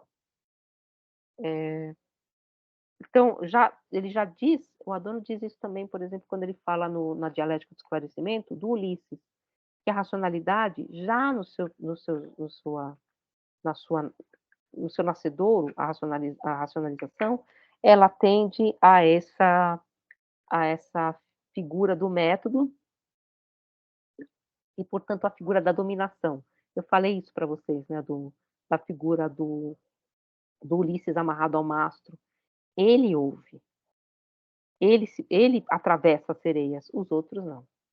Os outros ficam surdos, porque ele impede que esses outros, para se proteger, conheçam o murmúrio da fama, que ele atravessa. Então, é um ardil de dominação também. E aí ele continua aqui,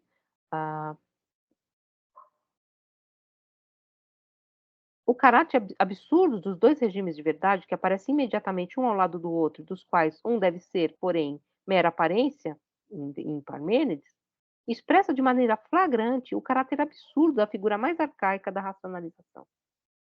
Verdade, ser, unidade, os principais termos eleatas, são puras determinações do pensamento, e Parmênides os reconhece enquanto tais.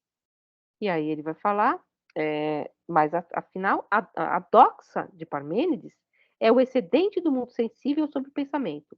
O pensamento é o ser verdadeiro. Não que os pré-socráticos formulem com autenticidade as questões sobre a origem, posteriormente emudecidas pela culpa da profanação. A culpa da mediação é uma culpa da profanação, então eu tenho que voltar a esse ser primeiro que se perdeu. Então, não é claro que eles não sabiam disso, porque eles não tinham ainda claramente essa designação da abstração, da mediação subjetiva. Mas diz Adorno, mas neles, e ainda em Platão, a ruptura, a alienação foi enunciada de maneira pura e não dissimulada. Qual a alienação? A separação, a abstração do pensamento em relação à coisa, o isto. O isto faz o quê? Ele torna abstrato o ente, o ser, exatamente para conhecê-lo e para fazer dele discurso. E aí ele continua, E esta é sua dignidade, a dignidade do pensamento de Platão e Parmênides, de um pensamento que ainda não encobre a desgraça que ocasiona. O progresso da ratio progressiva, enquanto mediação progressiva, encobre de maneira cada vez mais engenhosa aquela ruptura, sem poder jamais dominá-la. Com isso, ela fortaleceu a inverdade da origem. Então, ele vai falar exatamente contrário a essa possibilidade de saltar para fora dessa historicidade, porque esse fora já está marcado por essa mediação, por mais que esses autores ainda não se colocassem essa questão. Por mais que essa filosofia da culpa, né, que é a filosofia do esquecimento do ser, né, da cisão, tal, se colocasse como uma tentativa de voltar a esse lugar. Esse lugar para onde essa filosofia quer voltar não existe, já está marcado. E esse lugar não pode ser indeterminado também. Esse lugar determinado é o lugar em que se percebe já esse princípio da racionalização.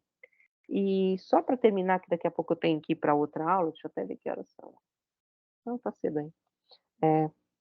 Ele vai dizer, então, que esse processo de desmitologização, que é próprio da filosofia, cria, na verdade, o processo de mitologização, um segundo nível mitológico, que é o mito da origem. E aí ele vai para essa questão do sujeito, né? Então você tem o sujeito, que é o sujeito da filosofia moderna, para o qual o mundo é representado, e é um problema também para o Benjamin quer sair dessa filosofia da representação, né? Ele quer a filosofia da exposição, só que não dá para você sair dessa filosofia subjetiva simplesmente jogando o sujeito fora, ou a mediação fora. E aí ele diz, ele fala então do Russell nas meditações cartesianas, né? Então nas meditações sobre Descartes, e aí ele cita essa questão de uma consciência fenomenológica. Ele diz: Martin Heidegger assume o mesmo tom no pronunciamento de que o ser seria, e aí ele cita, o que há de mais único e efetivamente há. Com a pretensão de se impor o porta-voz da prima filosofia, a proté-filosofia, né, da filosofia primeira, se arroga há muito tempo como aquele que tem tudo no bolso e tudo sabe. Ele ergue a pretensão da soberania diante daquilo com quem se relaciona por meio do desprezo, algo que em Platão se manifesta como a recomendação de reis filósofos. Por isso a catástrofe, professora. Me lembro de você ter dito algo sobre isso no início do curso. E, aliás, lemos Espírito de Catástrofe nos 3 estudos sobre Hegel de Adorno. E isso, essa catástrofe ou desespero, né? Que é uma espécie assim, é claro que eu queria uma origem, é claro que eu queria essa verdade que eu posso pegar na mão, é claro que eu queria chegar a esse elemento de verdade, só que é claro que eu queria superar os problemas da metafísica, mas como que eu supero essa catástrofe, né, essa separação, essa cisão? Eu supero simplesmente fazendo de conta que eu cheguei no ser, que eu estou diante do ser, da deusa, ou eu levo em conta essa catástrofe como uma crise imanente, como uma crítica imanente, que sempre tem que levar em conta, portanto, sempre tem que ser dialética, e a mediação está dada. É um pouco essa questão que ele põe aqui, né? Então, ele criticando Heidegger, né? Criticando, portanto, essa questão heideggeriana de tentar encontrar, portanto, a prima filosofia, a proté-filosofia, a filosofia primeira, a metafísica originária. E aí ele continua, então escapar, vamos dizer assim, desse subjetivismo como terceira pessoa, apenas vendem e apregoam seus meios de dominação aos dominantes, o espírito reificado no método. O que eles não possuem, eles querem ao menos encontrar na miragem de sua própria jurisdição, a jurisdição do espírito. Ou seja, o que ele está dizendo aqui é que esses filósofos, desde Platão a Heidegger, porque eles não podem ser os dominantes, porque eles não podem ser os reis, eles são os reis filósofos. Porque eles não podem ser dominantes, eles querem pelo menos dominar, lá no mundo da abstração, o reino do espírito. Então, essa ideia de uma filosofia que domina o espaço da verdade, que tem a verdade no bolso, ele diz, essa frase do Hegel, né, que eu falei para vocês, como ao fim do sistema, como se a verdade fosse uma moeda que, quando termina o processo metodológico, eu pego e guardo no bolso. Essa verdade da qual eu me aposso, né, que ele diz, é exatamente o elemento do rei filósofo, né? Então você não é rei, porque você não é o verdadeiro dominador, mas você faz uma espécie de sombra desse dominador, dominando o espírito, dominando na jurisdição do espírito. E é por isso que todas essas filosofias do indeterminado têm horror à mediação social, à mediação histórico-social, segundo Adorno, tá? E aí, toda a prima filosofia, mesmo a pretensão heideggeriana da destruição, né, da metafísica, foi essencialmente uma teoria residual. A verdade deve ser aquilo que resta, a sobra, o mais insípido de tudo, aquilo que também não interessa. Né? Então, vai dizer um pouco essa questão. E aí, e como a liberdade, caso se deseje ir além de simples afirmações solenes, sempre vem um elemento de insegurança. A própria liberdade nunca é dada, ela vive ameaçada. O que é absolutamente certo, porém, é sempre a não liberdade. Ou seja, sempre essa ameaça, vamos dizer assim, social, essa ameaça da liberdade ou da abertura, ela é sempre colocada de lado por esses autores. A obrigação de se entregar ao absolutamente certo trabalha, como toda compulsão, para sua própria destruição. Sobre a divisa de uma certeza indubitável, o espírito científico elimina toda certeza indubitável. Você não quer saber de dúvidas. Você quer saber de uma dúvida abstrata, não de uma dúvida determinada. Você não quer saber da liberdade, você quer saber de uma liberdade abstrata, não de uma liberdade determinada. Mais ou menos como acontece com a estatística, né? Como você quer só os elementos abstratos, só o esqueleto da forma. E aí ele vai falar aqui na página 52, o caminho para a libertação do antropomorfismo, da subjetividade, no qual a filosofia primeira percorre sobre o signo da desmitologização, desemboca na apoteose do antropos como segunda mitologia. É uma mitologia que não se sabe. Então, essa desmitologização, escapar à subjetividade, na verdade, é simplesmente esconder essa subjetividade e fazer dela um outro mito. E aí ele vai dizer, se porém, desde a hipóstase platônica das ideias eternas da metafísica, daquelas ideias que ficam fora das coisas, o elemento temporal é escamoteado e os resíduos do temporal são reificados, isso deve ser atribuído à indigência sobre a qual a metafísica floresceu, ao medo constante de perder o pouco que ela tinha, a insegurança, insegura, a metafísica produz sua eternidade a partir de algo temporal, das relações de propriedade que são criadas pelos homens e que de forma alienada governam sobre eles. Então, o medo da metafísica, do próprio terreno social, determinado, de dominação que tem nome, que tem história, é escamoteado, esse medo é escamoteado numa metafísica que se quer eterna, que se quer fora do tempo, exatamente pelo medo do tempo, da temporalidade que ela escamoteia. Por isso que ela busca esse indeterminado, desde Platão, na hipóstase das ideias como fora do mundo. A prima filosofia ignora a função dos invariantes para o conhecimento. Tanto faz se os invariantes tocam em algo essencial ou são indiferentes. Assim, Russell espera uma reforma salutar da psicologia ao conhecer uma psicologia intencional, pura a priori, sem se perguntar se a psicologia empírica, de maneira alguma invariante, não ofereceria muito mais no sentido de uma intelecção mais plena do que aquela psicologia pura que pode se estabelecer sem medo, pois nada arrisca. Psicologia pura, metafísica pura, não arrisca nada. A liberdade pura, você não arrisca nada, mas também você não tem nada na mão. Você tem só o medo que você escamoteou, essa insegurança da determinação social, da qual a sua filosofia é, na verdade, um produto, né? E só agora pegando o trechinho para mais à frente do próprio uma partezinha que fala do Heráclito e depois um pedacinho do Nietzsche para a gente fechar. Então ele vai essa tentativa então de voltar-se à sua tradição, diz assim, Heráclito diante de quem Hegel e Nietzsche se curvaram, ainda equiparava a essência à transitoriedade. Desde a primeira e autêntica formulação da doutrina das ideias, atribui-se a perecibilidade do fenômeno ao reino da doxa, a aparência reservando a essência e a eternidade. Só Nietzsche se rebelou contra isto, contra o império do perene em face do fenômeno, né? E aí ele pega uma parte que eu acho que é de Para Além de Bem e Mal, ou talvez daquele mesmo ele diz assim: "A outra idiosincrasia idiosincrasia dos filósofos não é menos perigosa. Ela consiste em confundir o último com o primeiro", né, então, o princípio com o fim, entre aspas. E aí ele vai falar exatamente dessa questão, né, enfim, ele vai falar, que tudo isso é, na verdade, moral, tudo aquilo que é de primeiro nível precisa ser causa sui. Então, tudo aquilo que é hierarquicamente superior precisa ser causa de si mesmo.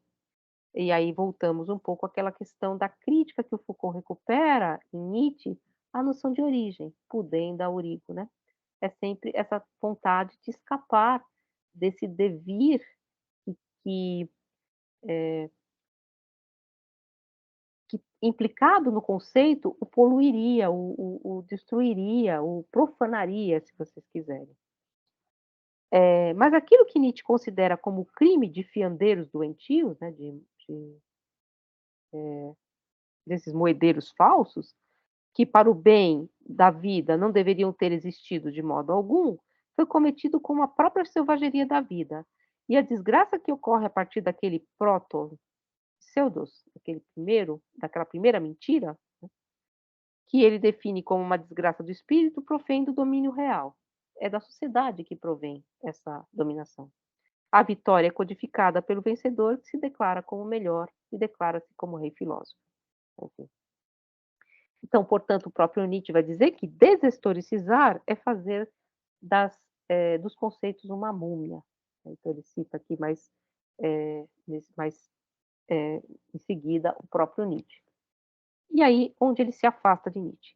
Nietzsche, porém, subestimou ao mesmo tempo aquilo que desmascarou, permanecendo por isto preso a uma contradição a partir do qual a autorreflexão do pensamento deveria surgir. O próprio Nietzsche percebe, portanto, essa historicidade implicada no conceito, mas deixa passar, e aí ele cita que Nietzsche também recai, portanto, na própria metafísica, né?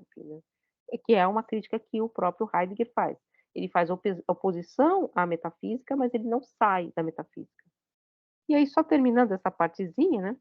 A contraposição do elemento fixo ao caótico e a dominação da natureza nunca teriam sido possíveis sem um momento de estabilidade no que foi dominado, sem o repouso, né? Sem aquilo que é perene. De outro modo, o dominado desmentiria constantemente o sujeito. Riscar completamente de maneira cética esse momento e localizá-lo unicamente no sujeito não é uma híbris menor do que utilizar os esquemas da ordem conceitual. Então, a híbris tanto do empirismo, quanto do ceticismo, quanto do absoluto do conceito. Nos dois casos, sujeito e objeto são coagulados e transformados em hipoquêmeno, ou seja, naquilo que subjaz, naquilo que porta os acidentes. O mero caos que o espírito reflexivo desqualifica no mundo em favor da própria onipotência é tanto um produto do espírito quanto o cosmos que ele intui a fim de venerá-lo. Então, aquilo que fica fora desse elemento produzido como cosmos, também é produto do espírito. Ele é colocado de fora como um indeterminado, como aquilo que não interessa, exatamente porque talvez esse material pudesse desmistificar e desmascarar essa pseudo-verdade que é colocada como origem. Então, essa é a crítica que ele vai falar, e aí ele vai falar que todos os sistemas totalitários, políticos e filosóficos, ele diz assim, os sistemas totalitários não urdiram a partir de um lugar qualquer, não histórico, mas levaram a termo brutalmente aquilo que a ideologia preparava espiritualmente, há milênios, como domínio do espírito. A palavra elementar, porém, cobre tanto o cientificamente simples quanto o miticamente original. Essa ideia do elementar, do primeiro, ela está tanto no fundo de uma ciência mítica, desses sistemas totalitários, quanto de uma posição totalitária política. E aí ele vai dizer Aqui, o fascismo procurou realizar a filosofia da origem. O que há de mais antigo, aquilo que está aí há mais tempo, deveria imediatamente, literalmente, imperar. Deste modo, o caráter usurpador do primeiro veio à luz de maneira crua. Blunt und Boden, sangue e solo, as potências da origem, totalmente quiméricas das sociedades industriais, caracterizadas pelos fascistas, tornaram-se já na Alemanha de Hitler zombaria de criança. Então, essa ideia de que a identidade entre o originário e a dominação apontava para o fato de que quem tem o poder não deveria ser somente o primeiro, mas também o originário.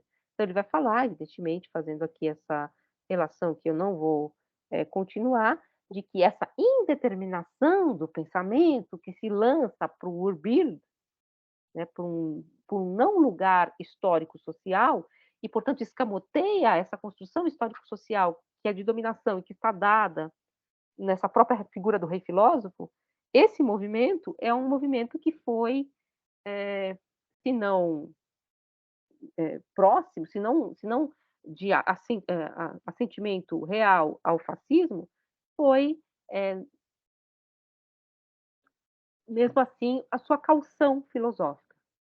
É por isso que o Benjamin coloca Jung como uma espécie de fascista, né?